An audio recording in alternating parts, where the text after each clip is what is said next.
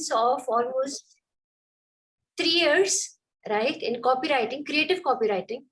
She has worked with 2 advertising agencies, that is Decode and Epilogue. And currently she's working as the IT in an IT firm, Abacasys, right? Yes. As a creative corporate head, senior creative corporate head, right? So Prakriti would be talking about, because she's an experience of working with an advertising agency also, along with the IT firm. So her focus is going to be more towards the creative writing and the content. How do you create a content? And I think she's very active onto Instagram also. She's running her own page, which is Copy's Desk, right? Yes, so over to you, Prakriti. Welcome to interact with your own school. Okay, right? Thank you. It's actually, it's a great feeling to come back here and talk to other people.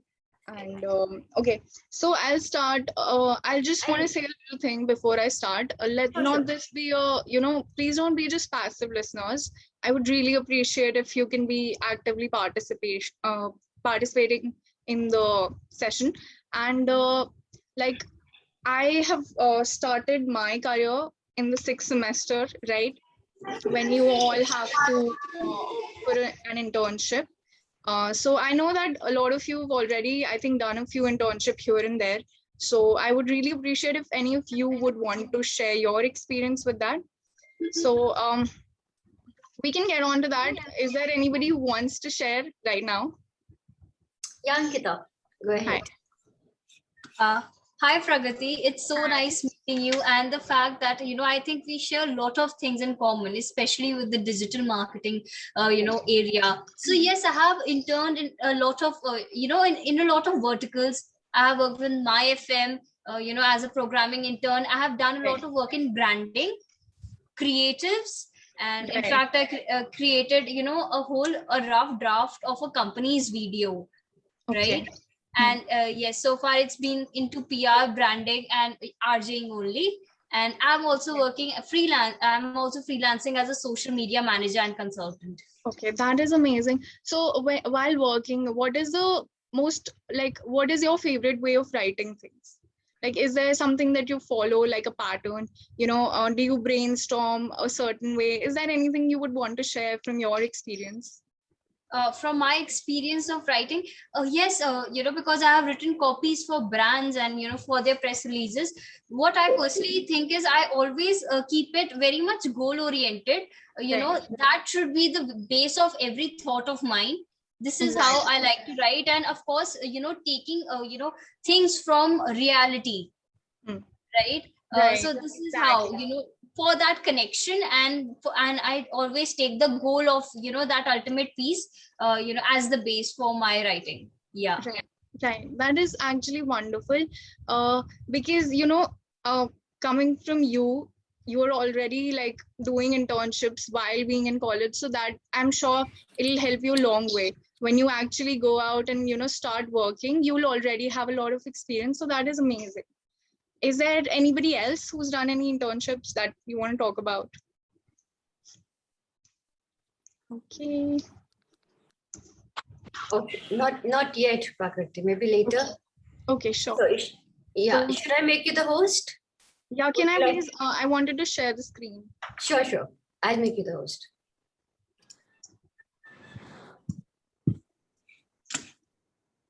Yeah, please go ahead. Okay. Okay, so I hope all of you can see it. Yeah, it's visible. And I hope I'm audible enough for everybody. Absolutely. Okay, so I am going to talk about a few things that I have prepared. These are things that, honestly, when I started working, I was not aware of a lot of these things. These are some things but I did practically apply a lot of these things. So I think before you begin, if you already have a good understanding of these aspects, you might, find it easier to write. Okay. So obviously I'm going to talk about copywriting hacks later on, which is something, which are some tricks and tips that as a copywriter so far that I have learned that really helped me out. Other than that, I'll also be talking about content, not just copies, because even though those are different things, they are very closely associated when it comes to writing about them. So Obviously, when you talk about content, when you talk about content marketing, there's a broader, I'm sorry, somebody, I think somebody's speaker is on. Samritisha. Yeah, let's go ahead. Okay, so when you talk about content marketing, it does not only involve, creating the content. It is also about distributing it through the right channels to the right audience at the right time. And that is the broader aspect of it. So what I have prepared for you all today, the first thing is going to be the 3 C's of content creation, which are company, consumer journey, and channel. These are some things that I will talk about. And then I'll be talking about the company factor because I think that is the most important point. And then also the consumer journey.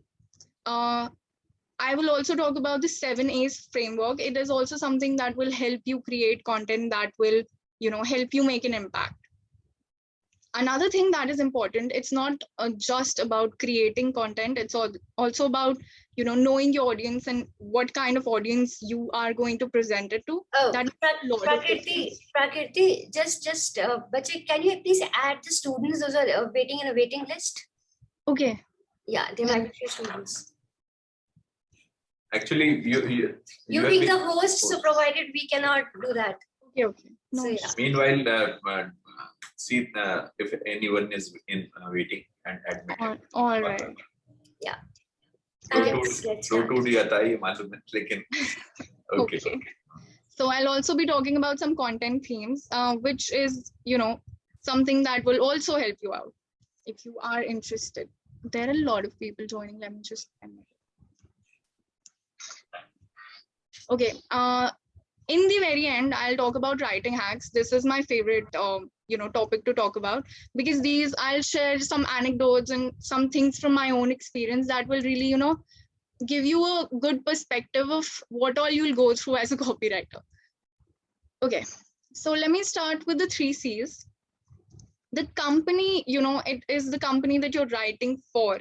So what you have to understand is, the kind of personality that your company has, that you're writing for, and the tone that the company uses, the voice of the company. So these are some things that you really need to understand, because once you get the hang of it, everything that you write falls into place. Because the brand tone, voice, and personality, that is something that is consistent and it does not change. So once you hack that, you are probably going to find it really easy to write further on. Okay, then the next part will be consumer journey. When a consumer turns into a client, there is a whole process that goes through it. There are these 4 stages: the awareness stage, the consideration stage, the purchase stage, and the last one is delight stage. But we're going to talk about the first 3 because that really helps you create the content. And then we're not gonna talk in detail about channel, because this is something that, is for people who disseminate the content to understand what the channel is through which you are. I'm sorry, I have to keep admitting people. So, okay. So let's start with brand personality. These are the 3 main factors that are included in the company. What you need to understand first is the brand personality. It basically means that, how you are presenting yourself to your audience. So when a company decides how it will outreach its clients and what kind of image it wants to build, that is what a brand personality is. It is basically the core values of the company. You can say that. Suppose, if you talk about Zomato, you might have seen, I'm sure you all have Zomato in your apps and in your phones, and I'm sure you all keep receiving those quirky little notifications. So that is their personality. They are going with the quirky side. And then when you come to the brand voice, it is basically how you present your core values to the audience. So suppose it's basically the language that you use and what kind of, words that you're using. Is it motivational? Is it funny? Every brand has a specific voice, and no matter what the content is, no matter if they're sharing it for information purposes, if they're sharing it to appeal to an audience and, you know, to attract new buyers, the voice somehow remains the same with a few changes, right? And then there is a brand tone. Suppose, okay, so if you talk about, you know, again, if you talk about Zomato, it has a very, you know, a friendly kind of tone. And then if you talk about, say, a hospital, that'll have a really caring tone, which will appeal to the audience. I mean, you can't have a funny, you know, brand tone if you're a hospital, or you can't be serious if you're running a quirky brand that runs for the youth. So this is how the process goes. First, you identify your brand personality, and that is something that will not change throughout. That is something that you have to stick by. And if you do make changes in your brand personality, it does, you know, get really, people start disassociating from it, because there is this picture that they have of your brand. And if you start, you know, completely changing everything, they might not resonate with it anymore. And then, like I said, the voice and tone of the brand, that is the messaging, that, you know, what kind of, is it authoritarian, or is it friendly, those kind of things. And then these things you use to create the content. Okay. If you guys have any questions throughout, and if you guys are having any trouble understanding anything, you want me to repeat, you want me to say it any other way, you can please let me know. And should I move on? Is there any? Okay. So the next thing that I want to talk about is the consumer journey. Okay, so how do I explain this? Okay, so suppose you're just on your phones, okay? You are mindlessly scrolling with no purpose to watch memes probably. So the awareness stage is when you come across something and you're like, okay, this is nice. Suppose, you know, these days thrift stores are a thing, or, you know, small businesses. So you just watch something that they have created. It might not be exactly, you know, asking you to buy something. It will be just something to make you aware of it. Something informative, or some hacks, you know, videos about some hacks or tips and tricks, and some infographics. So the purpose of the awareness stage, that is let me admit some people. Okay, so the purpose of the awareness stage is to create awareness, which is to let people know that you exist, right? That is the main purpose. And then increasing engagement, which is like, you know, you share a post and you tell people, and in the caption you write, you know, share something with us. How do you think, what do you think about it? So you create that kind of connect with your audience in this. And then there is increasing traffic. So if you have a post, you know, and then you are like, okay, so when somebody views that post, they click onto it because they find it interesting. This kind of content, when you write for the awareness stage, it has to be really appealing and attractive, and it does not have to be, you know, pushy. It does not have to push the audience to buy something or to follow you. Nothing like that. Just plain attractive and appealing. That is it. And informative. Then comes the consideration stage. Okay, so now you've visited this thrift store and you're like, okay, you know what, maybe this is actually something that I should buy from. Okay, this looks cool, right? So when you visit that page, or when you see another post from the same brand or the same small business, and you're like, you know what, maybe I should, you know, try it out, give it a try, because it is already in the back of your mind, right? From when you read something about it, or when you saw that infographic. This stage is more about establishing your product as a good choice for people, right? You have to present your product as something that, you know, will make their life better. It will make their life more, you know, nice. And you have to like give them a reason to buy your product. And then this in this product, you in this stage, you also generate leads. That is, you get to know about the customers that are actually potential customers and are actually interested in buying your product and not just the content. And then of course, growing the remarketing list, that is something that you will probably get a better understanding of when you will actually work on these things. But it is basically, when you see something, you see a post from any brand, and then you probably click on it or just scroll past it, you will see that post again. That is what remarketing is. They show you the same product until and unless you buy it. That is what the consideration stage is all about. And then there comes the purchase stage. Okay, this is actually, for the company, this stage matters the most, because this is where you acquire the customer. This is where you actually retain and acquire more clientele. In this, you are basically giving them this kind of content is to push them. Now, this is a pushy kind of content where you are telling them, you need to buy this product. Maybe you offer them a discount. Maybe you tell them, present some testimonials from where other clients have used your product. Okay, so these are the 3 stages that are very important. And when you write for each stage, it is going to be different, because the purpose of the entire stage is, distinct from each other. Okay, so I don't know, for all the new people who are joining, should I give should I reiterate everything, or let me know if there's anybody who wants me to do that.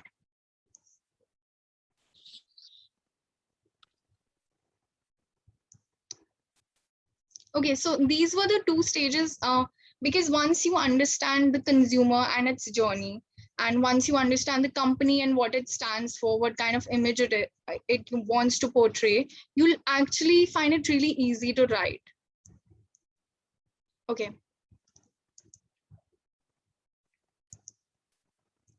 Next comes the 7 A's framework. These are basically some pointers for writing content that is, going to make an impact, that is going to change minds and, appeal to the audience and attract them and, actually convince them to buy your product and avail your service.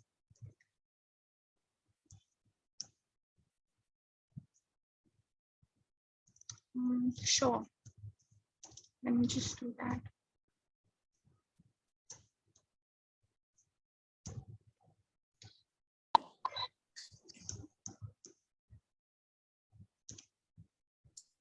Let's go ahead, Prakriti. What happened? Nothing. I was just increasing the size of the. Acha, it was not visible. Okay.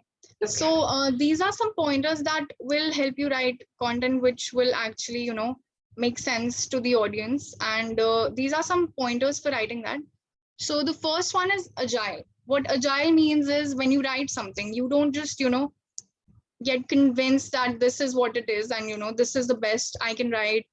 Agile, when you're talking about agile, you really need to be open to feedback. You really need to keep reassessing your existing content, and you need to keep modifying it as per the need of the hour.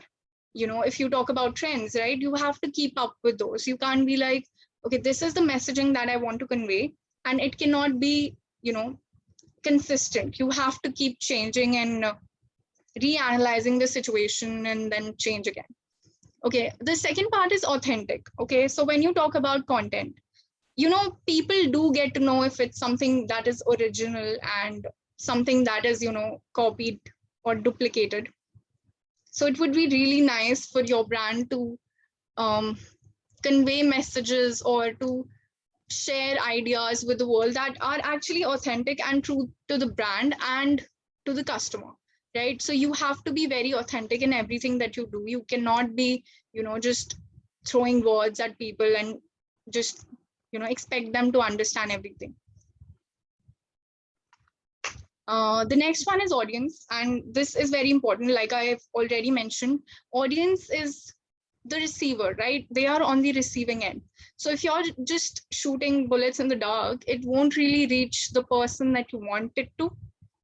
So you need to be very aware of the audience and what their likes are, what they like, what they don't like, what kind of content that they actually, receive well, all of those things. And then comes authority. Everything that you write, it should seem like, somebody knowledgeable is putting that out. Because why else would anybody want to read that? They want to get some ideas from somebody who actually has something that, adds value to their life. And then attention, obviously, that is very important. Your content should stand out and it should grasp the attention of the audience somehow.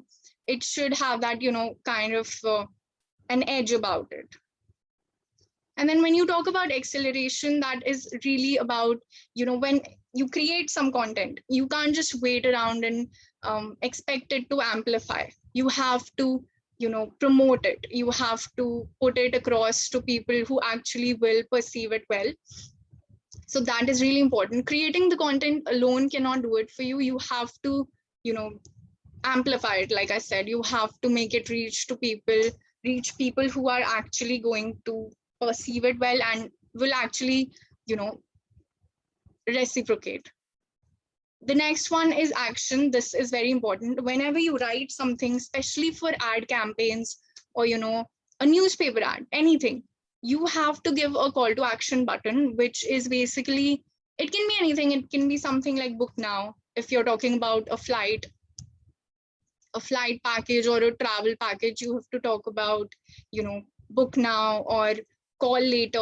Call now. So these are call to action buttons, which, give the people an idea of what to do after they've already, understood everything and they've talked about your content. What do they need to do next? So that is how the CTA button matters, because it will actually guide them further.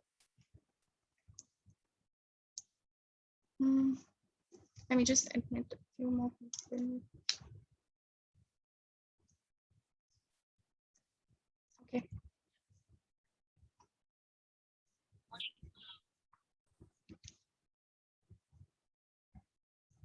Okay, so if there is anybody else who's trying to join, and no, I think I've let everybody in. So the next thing is know your audience. Like I've already mentioned how important the audience is, right? This is something that you really need to have on the tips of your finger. You need to be very, very aware of what your audience is like. And so there are some factors that you should keep in mind, like demographic information. That basically means, the age of the person, the gender, the location, everything like that. It basically gives you a better understanding of, what kind of content that they will, probably be interested in. And then comes the cultural impact. You need to be very mindful of the content that you're putting out there, and you need to make sure that it's not, going the wrong way, or there is nobody out there who might be offended by it due to several reasons. It's really easy to offend people, so try not to do that. Be very mindful about it.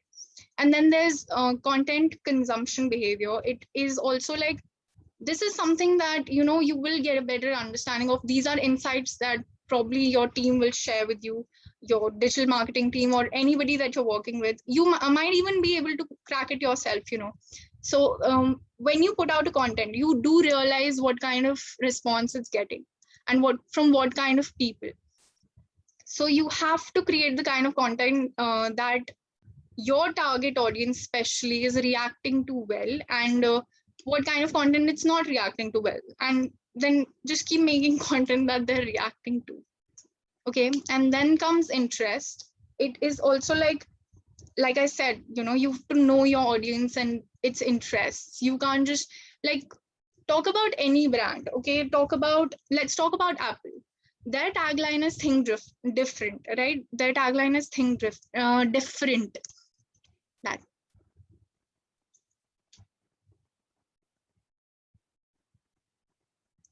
I will share real life examples. I'm just waiting for the next part. I have talked about these things in detail and with examples so that you can understand better. Okay, and then comes social media consumption. This is also about what kind of channels your audience is consuming the content most from. Like, is it more active on social media, as in Instagram, Facebook? Because that does define, you know, what kind of content they will be inclined towards. And then the most important thing is pain points of your audience. You know, you need to understand what your audience is suffering from, what kind of problems they're facing. Like suppose they, you know, when Ola came into being, right, they did find out that there was a problem about public transportation and how it was not easy for everybody to, you know, travel all the time. It used to be probably a lot of, you know, mess for them to handle. Like maybe they could not, they did not find other alternatives better. So they had to make sure that when they present Ola, it is a good alternative for them. And they, from right from GPS tracking to, you know, easy booking to contacting the person, everything. Okay, so then there is content themes. These are different kind of content types that you can put out there for your audience. The first one is informational content, which is, like I said, it can be anything. It can be about, you know, tips to breathe better, tips to handle your anxiety, anything like that. It is something that should provide information to your audience and also provide some value to them. And then there is emotional content. This goes for brands that try to portray a brand for its emotions and try to appeal directly to the emotions of the people. And then when you talk about contextual content, it is when you give your audience an advice, or you know, figure out that what kind of information they are seeking at that very point, and you give them that so that they find you as a good source of content, and also then later on your services and products.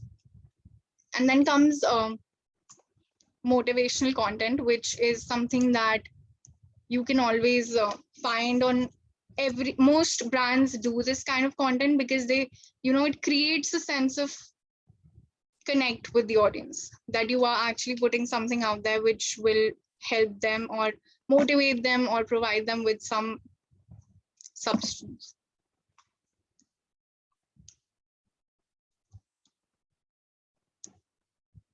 Okay, is there anybody out here who has any questions so far?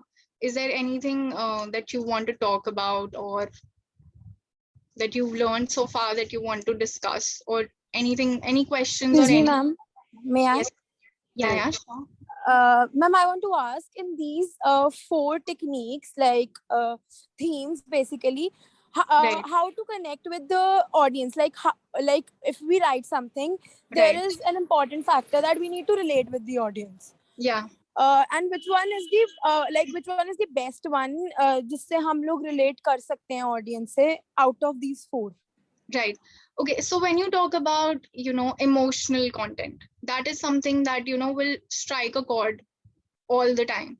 It is something, even if you watch something that a brand has posted, for example, a video, right, or a blog, or shared a snippet of something good that they've done, or something, you know, a child or a dog in something like that, something that emotionally appeals to the audience. I think that works the best, because it creates that sort of connect. You know, for a moment you have all the attention of the audience.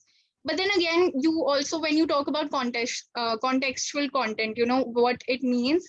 It's like, if I am, you know, already searching about some things, right, you can get to know what your audience is searching about, and then you create something that, you know, strikes that exact point and targets the exact person that, and the exact problem that they are, you know, facing right now, and you give them a solution for it, right? Suppose somebody's, you know, searching about food near me, you know, somebody who's at work right now and needs to have food at a very quick pace, because they also have a meeting right after.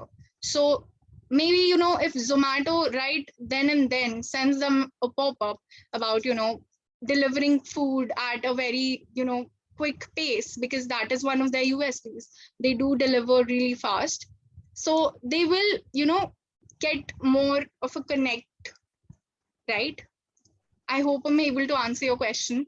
Yes, ma'am. Yes, ma'am. Prakriti, can you give some live examples too? Yes, ma'am. I actually have some examples after I think that will make more clear, things clear to the students. Yes, ma'am. Because it's very difficult to visualize and understand the situation, but we exactly show them how the things are being done. So I think that's okay. So if I talk about informational content, right? Let me take my example. Maybe I'm feeling a little anxious right now, right? So maybe an infographic about how to handle anxiety or how to deal with social situations better. If I find that infographic right now, do you not think I will connect with it? I mean, that is something that will not only be of help, but it will also give me a recollection of the brand. Like if I talk about the brand the next time, maybe I will see, these people share that information and it will stay in my head forever. So if you talk about maybe a hospital, right? If you talk about a clinic, if they share tips and tricks to stay healthier, right? It will resonate with you, and they're not directly like forcing you to avail their service or anything. They're just presenting some information to you, but connecting with you also, so that later on they can turn that into a more profitable, association, right? I hope that makes things a little clear.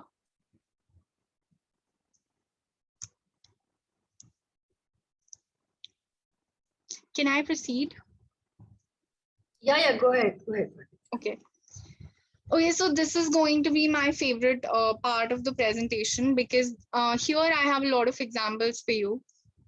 These are all the tips and tricks and hacks and whatever you want to call it about writing, and how to deal with different kind of situations, and how to actually go about writing properly and also in a very impactful manner.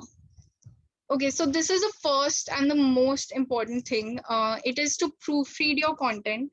Whenever you write even a single line, don't even think twice before reading it and rereading it, and even try to make others read it, so that sometimes you might skip something. I have an example right here. It was supposed to be, this is a newspaper ad, okay? This is not even something that I was going to put on my story, and it was okay. I could just put another story with a asterisk and just correct it. This was going to be a newspaper ad, and it was supposed to be AI driven approach, right? And somehow it ended up as AI driver approach. And this can be a really big disaster, especially if it was actually printed.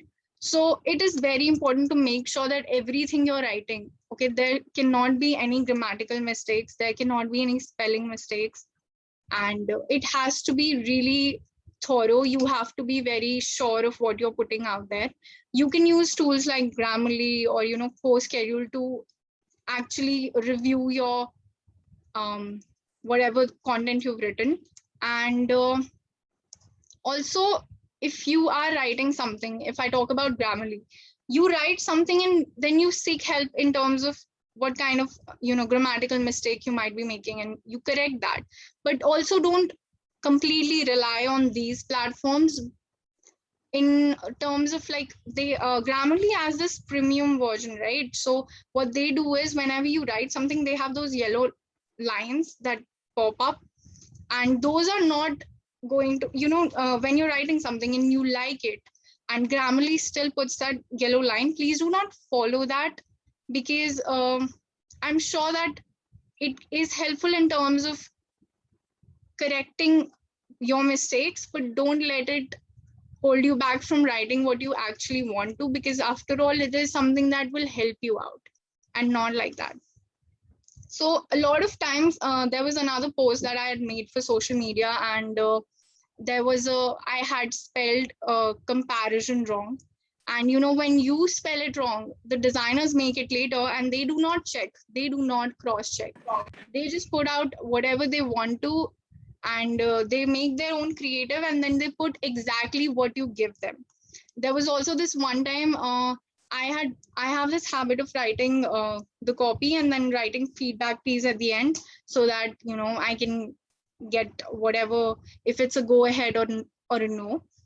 So what the designer did was they actually copied the entire thing, and it was a hoarding, and feedback please they had kind of highlighted it as well, like an element, like they thought that was supposed to be there.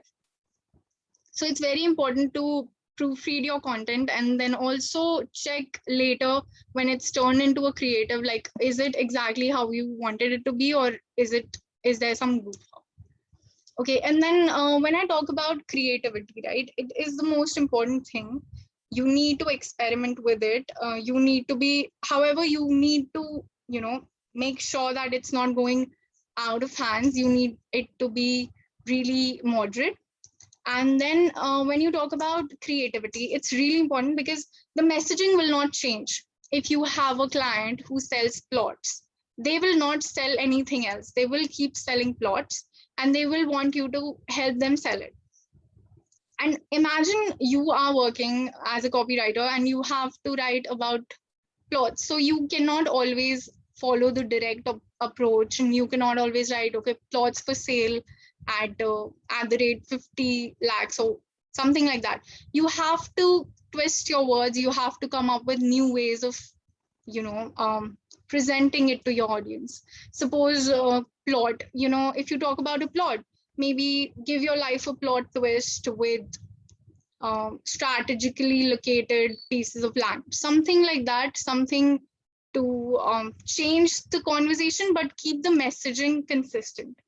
Because you are, at the end of the day, you are selling a specific product or a service, but there are so many ways of presenting the same thing, and you have to do it every day. You have to write something new about the same thing. You cannot, go ahead with the same thing and keep repeating it all over again.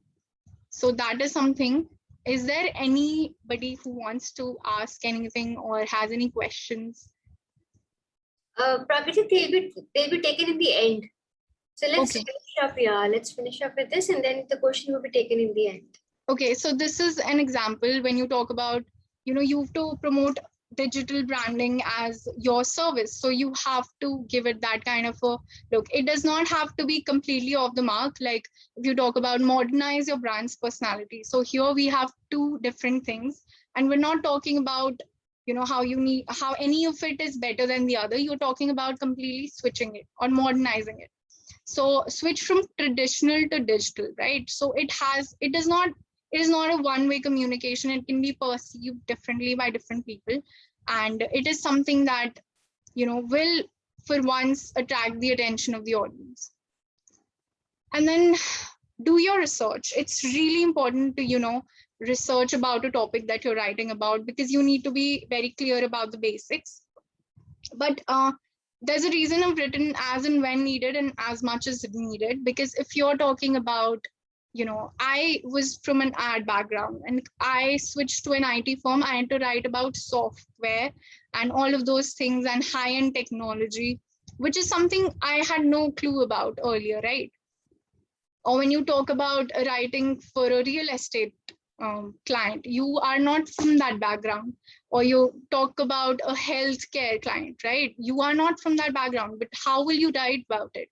Because you have to get your basics right. You have to do your research, but try not to dig deep into everything, and try not to, completely like immerse yourself in that information, because it might get really hard to write then as well, because you might get confused yourself, because not belonging to a field and writing about it, that can be very tricky. So you have to make sure that even if you're researching about something, keep your research, the purpose of your research should be very clear. You need to attain specific kind of information, so stick with that. Do not try to get into the very details, because then you might not even get your basics right. And this is something that has happened a lot of times, where I started, studying into software, and then I ended up getting confused myself. So the next time what I did was, whatever I had to write about, the service or the product that I had to write about, I gathered enough information for me to present it out. And I only talked about the USPs and some things that, because just like me, there are so many people out there who might not understand the terminology of or the technicality behind everything, but there are other things that you can focus on, like the USPs, the features, the benefits, and stuff like that. Okay, so another thing that is very important is to get your USPs right. That is the unique selling propositions. Why you need to get these right is because you must highlight only what will, give the client or a prospect client a better picture of what you're, how you're adding value to them. So if you talk about, let's say a hospital. Hospitals have canteens, right? So you cannot make a creative around, great canteen, amazing food, really yummy, right? So that is, even though they have it, okay, a hospital might have a canteen, but that might not be the right thing to highlight. Of course, you can go like hygienic food available, right? Something like that. So do not focus on the right things, focus on the equipment, all the good things that, a medical professional or somebody who wants to, avail a service, medical service would look out for. And then similarly, if you talk about a resort, you can't be like 24/7 emergency ambulance available, because not only will that confuse your audience about, why are they even talking about this? They might also start questioning, okay, why are they actually talking about this? Is there something wrong with the resort, or will I end up in some kind of trouble, right? So you have to be very sure of what you're highlighting. You have to balance the features and the benefits. Focus more on the benefits, like how the thing will benefit your clients, and then also talk about the features, what all, if it's something related to technology, you can talk about the features, but focus more on the benefits. Okay, then like I said, emotions, right? So when you are talking to an audience, you need to be very sure about the kind of emotion that you're appealing to. Suppose, like I said, if you're talking about a hospital, the emotion should not be, it should not be humorous. It cannot be something that is, very tough on the audience. It cannot be very authoritative. It has to be caring. It has to appeal to the audience in a way that they are sure that you care about them, right? And then there are other emotions that you can appeal to, but make sure that it resonates with your brand and what it is selling. The next thing is, do not copy. This is for a lot of reasons. You cannot really, pick up something somebody else has done and just straight up copy it. You can definitely do your research. You can always get inspired, but do not try to create something that is authentic and original, right? Not only because of, it does not leave a good impression, also because it affects the quality of content that you're putting out there. It affects everything. It affects your SEO. It affects all the things. And then this is something that I've learned from my experience, that you can write about anything and literally everything, because when you become a copywriter, you're not going to be just working on one brand. You'll talk about multiple brands. You'll talk about, different services, different products, some of you which you probably already are familiar with, but some of them you will completely be unaware of. But you have to do your research. You have to, and it is not going to be like today you're going to work on a hospital or today you're going to work on a jewelry brand. You'll have to work on all of these things simultaneously. You're going to have to, and every different client has a different vocabulary. Every different client has a different way of writing, which is something that you will have to inculcate in yourself. You will have to adapt to different clients. It takes a lot of time. Sometimes, there are times that the client completely can, not like what you're writing for them and be like, this is not something that my brand stands for. So you have to adapt and evolve. You have to really get the idea of what each brand stands for. So these are some of the things that I have worked with recently. One of them is a technology centric brand, right? Another one is a jewelry brand. Then another one is an automobile brand. And I am not even kidding when I say some of these things I have no idea about, and some of these things I have no interest in, but I have to keep writing about them. Then there's real estate and everything. None of it is going to give you the same impression. None of it is going to give you the same kind of vibe. It is going to be very different. For every brand, there is a different way of writing. There is a different tone of voice, right?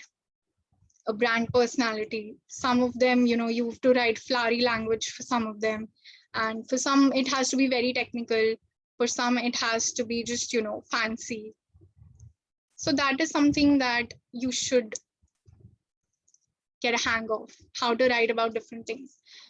Then comes be proficient in your language. This is very important. And it is not just about, English. There are vernacular languages, vernacular ads, which are in Hindi, Punjabi. And you know what? These things work better when it comes to regional advertising or putting out content for regional audiences, because it does really resonate with them more and they are able to connect with it more. So is there anybody who wants to become a copywriter but does not necessarily want to write in English, or anybody who writes already in some other language?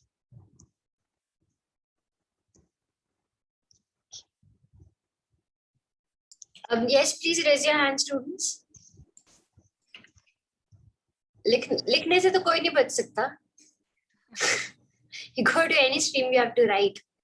Yeah. Be that radio, be that television. That is true.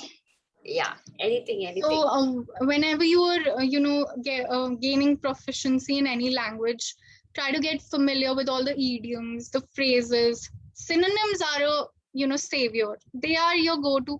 They are what will get you through the day. You have to know your synonyms, and it's okay. We also Google it. Like, I've been working for 3 years almost, and I still Google my synonyms. And there are times when I will just sit and Google synonyms for good. That is how it is, and it's a reality. And no, I think everybody who's writing at some point has Googled a very basic word and synonyms for it. And then there come jargons. These are things that, when you talk about idioms and jargons, when you are communicating something, a very direct message, you might not need these. But to paint that flowery picture for your brand, it might be very nice to use idioms or jargons even. Though some brands are against it, they don't like jargons, but it's never a thing that you should keep away from. You should always know. Then comes this point. This is something that I've had a lot of, feedback for, because I am a big fan of big words or, fancy words, but apparently some audiences are not. So a lot of times I've received a lot of feedback from the clients about, keep it simple, please use easy words. And this is something that keeps happening even now, because every now and then I try to, add a little word here and there, and then they're like, no, we're not going to go with that. So it's good to know your words. It's good to know, have a good, strong vocab, but know when to use it and when not to. That is something that I'm still learning, but it's going to really be of help. And then comes, always be open to ideas and feedback, because you never know, who has the greatest idea. I'm sorry, this is something I'll remember for the rest of my life, these embarrassing moments. So always be open to ideas and feedback. Sometimes, the designer that you're working with or the digital marketing head you're working with, they might find a point, a USP or something nice that you can write about. They might give you a better perspective. Anybody really, when you talk about, even if you're talking to somebody in general, always be open to ideas, because they will add on to your existing idea list. So yeah, never back away from that. And feedback is something that you have to take. it can come from anybody, sometimes even the designer, sometimes your boss, sometimes the client, sometimes the client's audience, right? So the feedback is always going to be there. And trust me, there have been times that I have rewritten the same line multiple times. When I talk about multiple times, it can even be 15 times, right? In my previous jobs, it was not easy to get a line approved. So there have been times where I kept rewriting and I never backed down from it. I always wrote again because, you know, maybe they see some potential in you that you cannot yourself see. So never back down from that. In fact, take that feedback and use it to better yourself as a writer. And it is always going to be of help. It is always going to be something that will, you know, expand your vision or really give you a new perspective. So that is something very important. Okay, I am really, I think I've covered most of the things that I had for you. These are some examples of some posts that I've recently created. I had them in my phone, so I added them here. See, when you're talking about special occasions called for specially packaged gifts, you're not directly asking the customer to buy from you, but you are, you know, creating that association in the minds of the customer that when they think about specially packaged gifts, your name might pop up in their head because they did see something similar on your website or on your Instagram page. Similarly, when you talk about Abacasys, right? It's convey your brand message loud and clear through creative and convincing digital branding. So here they've talked about, you know, how this is a little more direct. This is, you know, straight up asking the people that we are people who will provide you the creative and convincing digital branding service. And then they have also, you know, enlisted all the things that they provide, all the inclusions, right? Whereas the other one, it's kind of simple. It's very to the point. It just has one line. And this is something that you will also have to learn which brand wants a lot to be, you know, presented in the same creative and which brand is quite chill and they just want to go ahead with one line. And then when you talk about this, how to practice mindful meditation, right? This is something that I was talking about earlier. This is something that, you know, Shivadme is a foundation. So this is something that they are not exactly promoting themselves, but they are creating that recall value. They are creating that when somebody thinks of Shivadme, they're like, okay, yeah, I've heard about it. I did see something that helped me out. Because this is something, you know, that people might need, or this is something that, you know, might be of help to some people. And then there are also posts about special occasions. This has nothing to do with any kind of service or anything. Like when you talk about chivalrous men make tasteful choices, right? It was International Men's Day. And another thing that I want to talk about here in this creative is when you talk about the language, right? When you talk about the kind of vocab each client uses, right? So when you talk about tasteful, that has two different, you know, ways of being approached. When you talk about tasteful choices, it's another thing. And when you talk about tasteful itself, it is also, you know, giving you an idea of, okay, this is a hotel-based client, right? So you are keeping up with that image of yours. In fact, whenever we write something that, you know, is for a special occasion or is simply just a wish, it is always going to be, there is always going to be some kind of terminology or some kind of word that will resonate with your brand. And then these are not some creatives that are straight up talking about, you know, the services or the product, right? Where surreal is real, like literally it's just a fancy line and it's not promoting a specific, you know, thing. But when you talk about the creative, it is on the other hand talking about a specific project. So you have to know when to, you know, highlight the USPs, when to keep it really simple, when to keep it in a way that, you know, it's resonating with the nobody wants to see the same things being sold to them over and over again. So you cannot always be like, invest in our plots, invest in our commercial land, or invest in our houses that we built for you. No, just talk about the houses, talk about the lifestyle, talk about anything else but selling it. And then when you talk about this resort, right? So we're just talking about a view and food, right? We're not talking about come live with us, come book your staycation right now. No, we're just indirectly like putting it out there for them that, this is an option. Like you can have this if you want. And then there'll be another creative that will follow up, which will straight up talk about, book it right now. So you have to really understand when to put out what kind of content.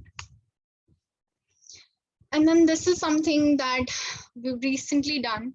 So what the thing was, when you talk about mission, vision, purpose of a company, it really defines what the company stands for. So earlier, what their tagline was simple software business excellence, which to me did not really seem that great, because firstly, it was a product specific tagline, and no brand should ever restrict itself unless it's really sure that that is what it's going to do forever. Like if you're selling one product, that is what you're sticking with forever, right? So we kind of changed the approach and we made it more technology centric. Evolve with technology is the new tagline, and it does not just restrict the company or the vision or the mission of the company to one single product or providing that single service. It can be anything, it can be anything associated with technology. Obviously, the field remains the same, but it does increase your chances of marketing more than one product under the same name. So when you talk about the mission, these things are really important, and every company has these unique missions and visions and purposes. And trust me, I've written these for a lot of clients, okay? Because sometimes the companies do not have these, they just have a vague idea, and you are the one who will convert it into a solid mission, vision, purpose. And even when you talk about the CEO message, how appealing and how important that is and what kind of value that holds. And I can proudly say that I am the CEO of many companies, if that is what you want to infer from how many companies' CEO messages I have written. So that is something that you should know. And these things you will be, very familiar with once you start working as a copywriter or a content writer, because it will give you, because when you talk about websites also, these things are there. So it's nice to familiarize yourself with these things. And then when you talk about newspaper ads, right? I mean, look at the difference. How content heavy is this one? Evolve with technology. Like I said, this was to introduce the brand, because once you do change something about your brand, you also have to market it. And on the other hand, you have this Intersolar's magazine ad, and it just has one line, okay? Make a smart, sustainable, and superior choice. That is it.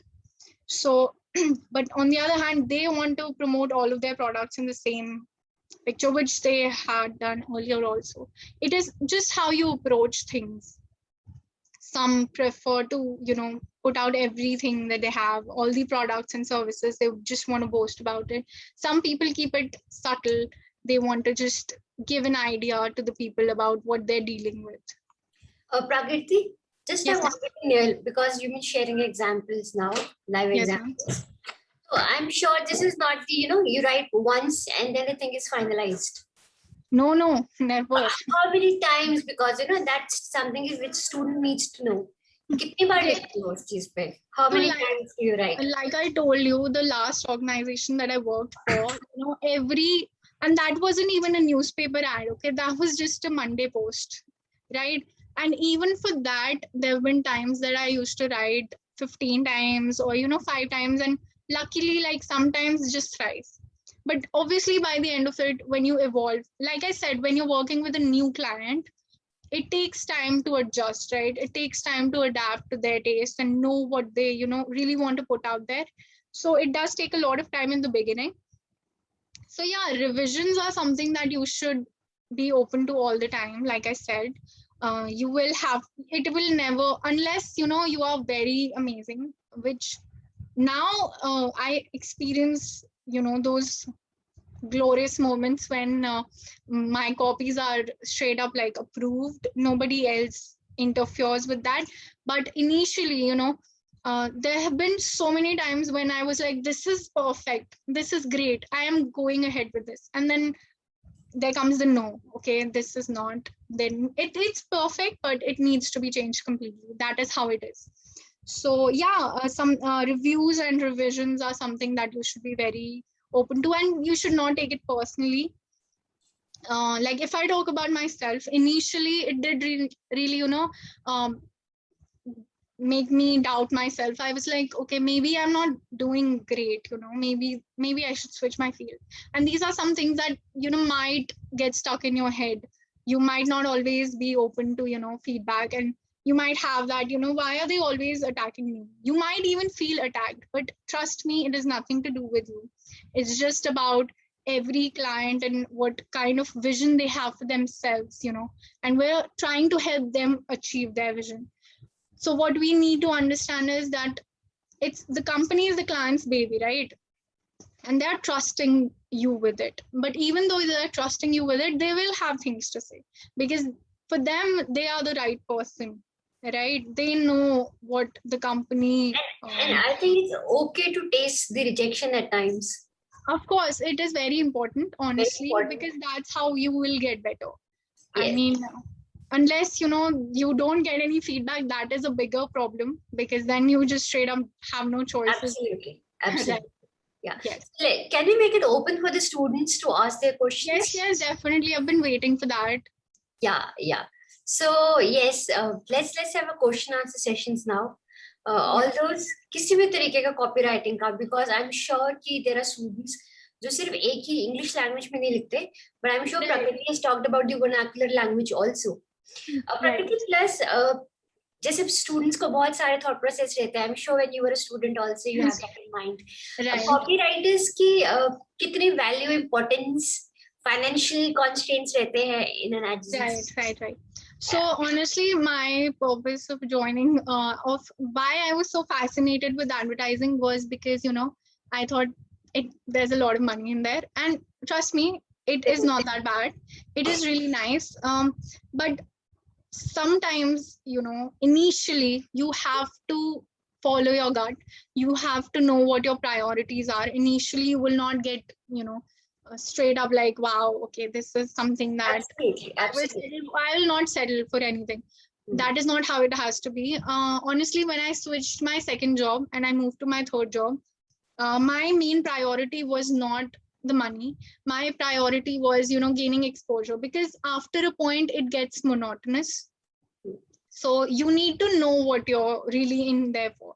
Though I did negotiate and get a better deal. And well, of course, see, negotiations is important when you are. You need to know your worth. You need to know your value. You know, but you really can't walk in as an intern and be like, okay, give me the money. I know, because when you joined Abacasys, before that, I think we had a word, and I also gave you, you know, there was a job offer for. Yes. Yes. Even now, if I get a job offer, I am probably not, you know, I don't jump first just because of, you know, the money can be better. It's just about the kind of environment that you get and how much you're learning, what kind of clients you get to work with. So that is something that is more important personally for me. Right. But yeah, there is money, definitely. And then like you all said, you all, not all of you, honestly, nobody's talking. But like the girl earlier said, she said that, you know, she's been freelancing as well. So if you have the capacity and, you know, you want to also start freelancing while you're working a job, that is amazing, right? There is always a way of earning extra money. Like if you want to freelance, especially in copywriting and content writing.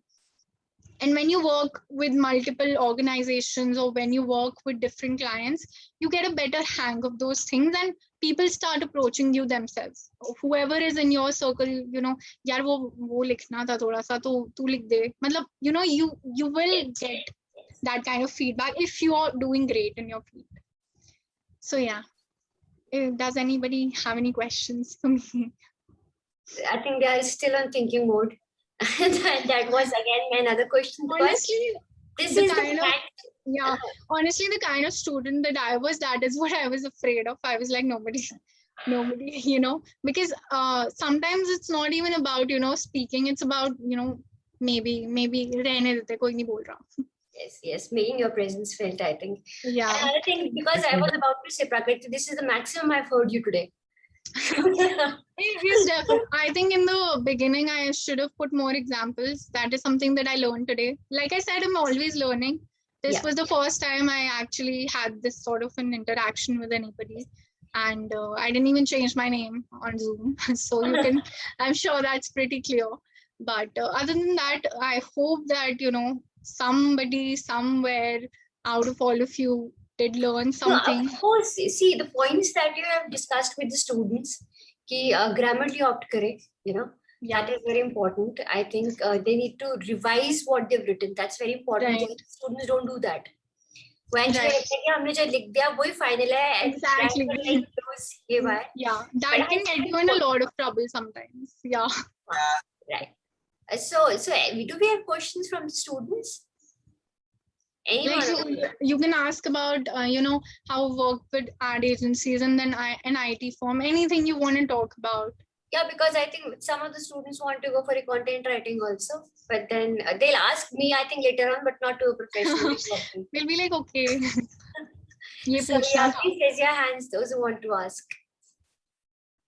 You don't even have to come up and speak. You can just put it in the chat box. We have Pratik Prakriti. He'll be asking a question. Just a moment. Okay. Hi. So yeah, I was actually making notes wherever you were discussing. Okay. So I had a question. You mentioned that in Know Your Audience, you mentioned that we have to only find the interests of our audience and mainly write about that. Yeah. So what if the content I'm producing, for instance, is like changing someone's mind? For example, my target audience is right-wing people, and I have and I want to convince them why their ideas might be problematic. So how do we make them stay? Okay, so how you make them stay is don't directly hit them where it hurts, right? Build a sort of connection with them first, like put out content where you are asking their reviews, right? Maybe post something in the caption, write something like, okay, what are your views about it and why do you think so?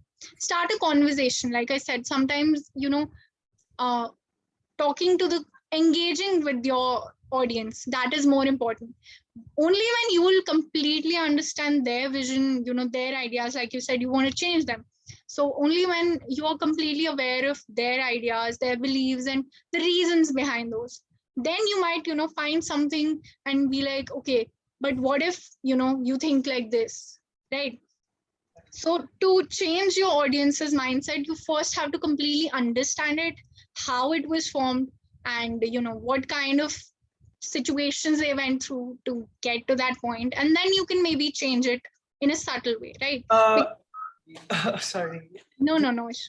Yeah, so my second question was how to identify if the person, it's again related to my example, how to differentiate between people who genuinely look for critiques and trolls. That is something you're going to have to learn yourself, honestly, because look, the audience that you're talking about is already very, rigid in their beliefs. Even if you talk about the other wing, right? So this is something that you will find out. You'll have to find out yourself, because like I said, target audience, we're not just talking about general audience, we're talking about target audience.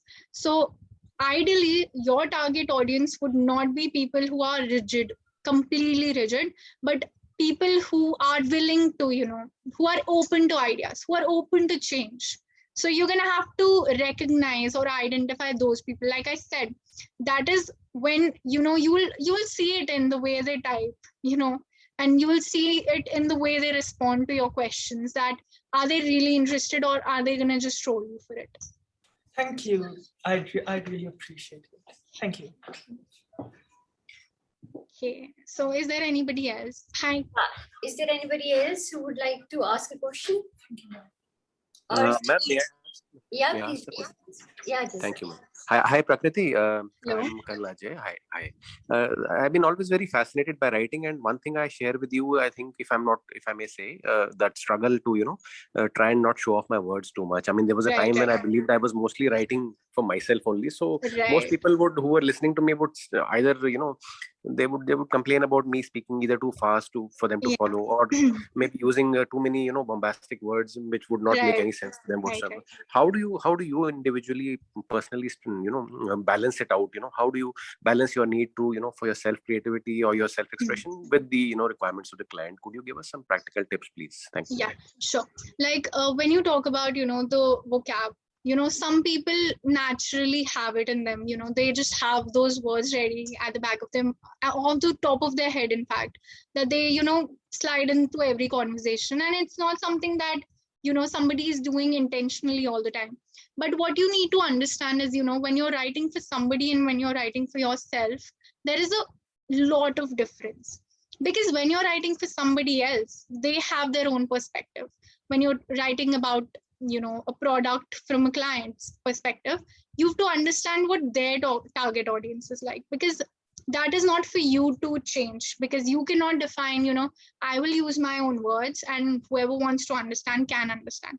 But then again, if you're writing for yourself, when you write for yourself, you're the client, you right? If you're writing, you have a meme page, for example, like I have mine. So when I'm writing for it, I define my target audience. Okay, so I want to specifically connect with people who like those words, right? So I have defined my target audience in that way. I'm not saying that is the ideal way of defining a target audience, because it can be problematic for you. So you really have to understand what your priorities are.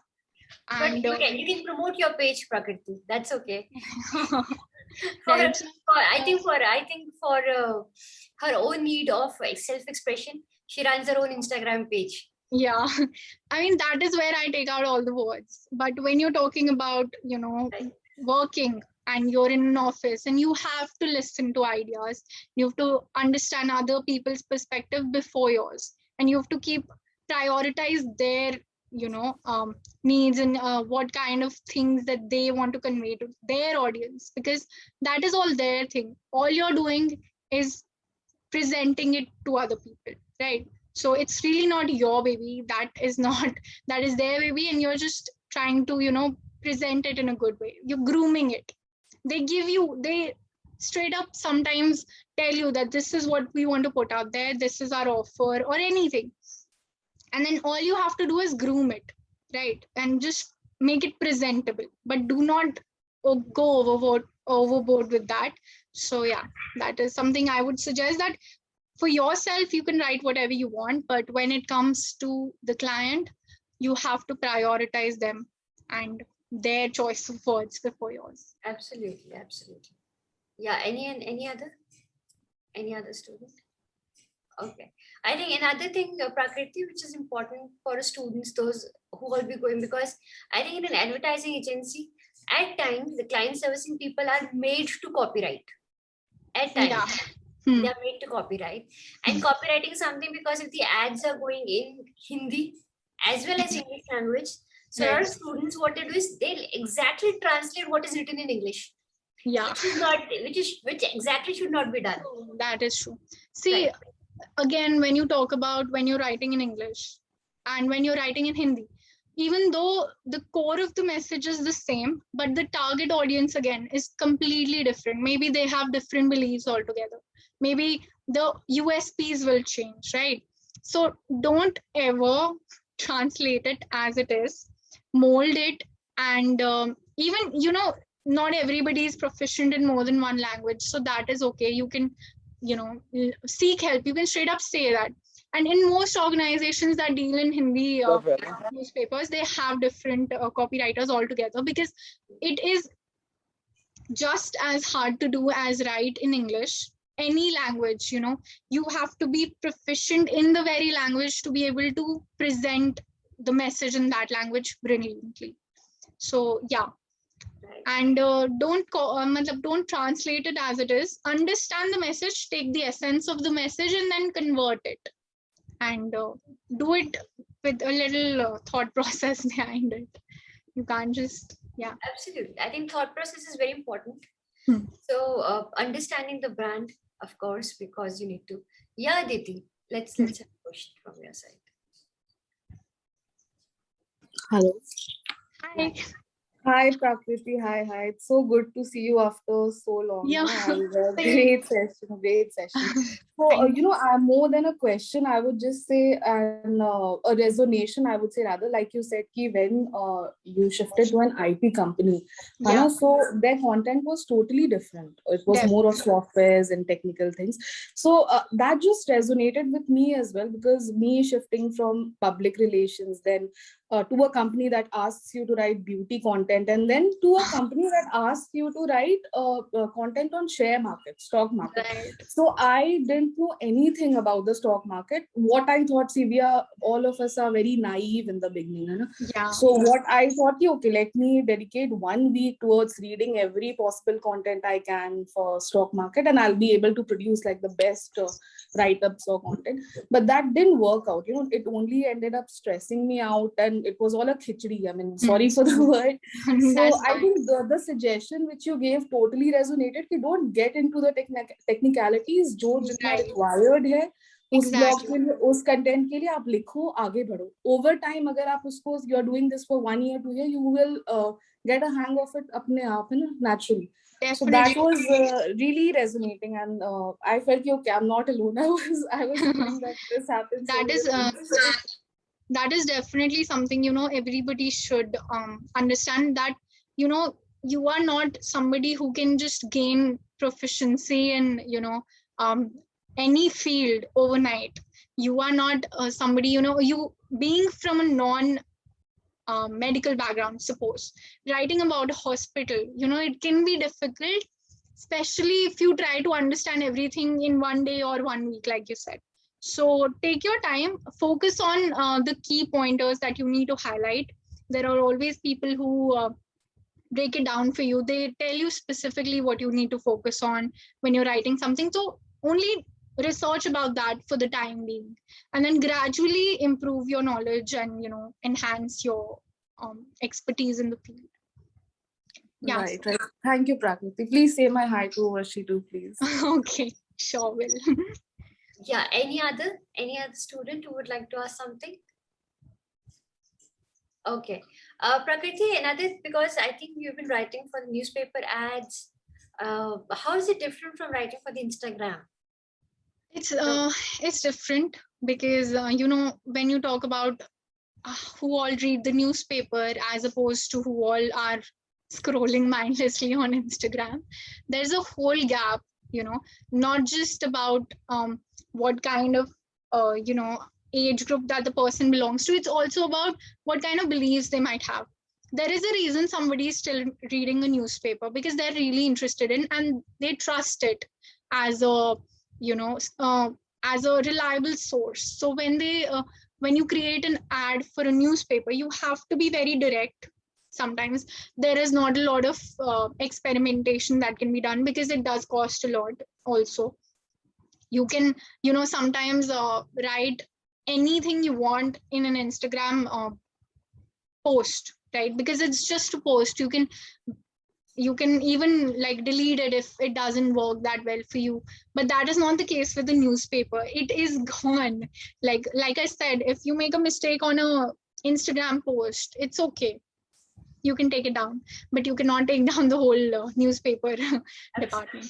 Right. So I was just asking because a lot of students, those who are currently studying and those who have passed out, they are running the Instagram pages, and I could see that a lot of the content, like emotional messages and care or shairi, and this is something which is being very, very proactive onto these platforms. Exactly. So Instagram or Facebook even, or Twitter, these are platforms for you to express yourself. But you cannot imagine like I am making a meme and giving out an ad, and it's on a newspaper and everybody's seeing it, and they're like, okay, this is not where it's supposed to be, because it's odd. Yes. and you have to understand, the difference of. Absolutely, Prakriti. So, any other question before we wind up the session? No, I think the moment they start working, they're going to get back to what Prakriti has said and made a point onto. So that is something which is more practical and we do it, right? So thank you, Prakriti, for a lovely session. Thank you so much for having me. It was amazing. I hope I didn't make a lot of mistakes. And and if I did, I'll remember them for the rest of my life. Because in a habit of getting feedback, I'll do that personally in case there are. But I hope at least 1 or 2 pointers clicked with a few people, and it's okay. I did not expect a lot of active participation because I was a student too and not that long back.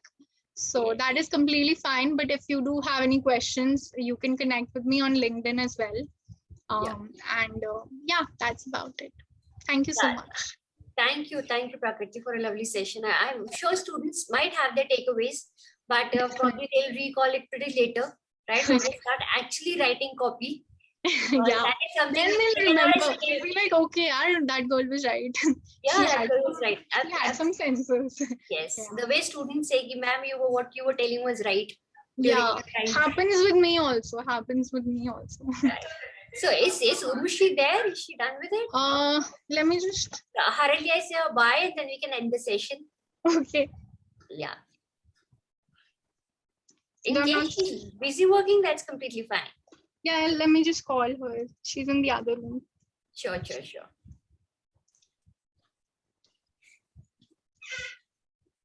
And yeah. So these are all the students that I have no awareness about. Okay,